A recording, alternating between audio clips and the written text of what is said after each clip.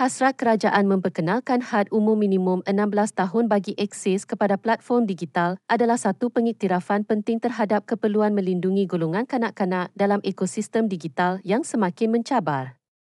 Aktivis kanak-kanak, Firdaus Ashaj berkata, penetapan had umur itu menunjukkan kesedaran kerajaan bahawa kanak-kanak bukan sekadar pengguna teknologi. Sebaliknya, kumpulan rentan yang memerlukan perlindungan khusus daripada kandungan dan interaksi berisiko. Akhirnya ada pengakuan rasmi bahawa kanak-kanak bukan sekadar pengguna kecil yang kurang matang, tetapi golongan yang perlu dilindungi daripada ekosistem digital yang rakus perhatian, kata Firdaus yang juga pensyarah di sebuah kolej swasta. Bagaimanapun, beliau menegaskan bahawa keberkesanan dasar tersebut bergantung kepada pelaksanaan menyeluruh dan tidak boleh terhad kepada kawalan umur semata-mata.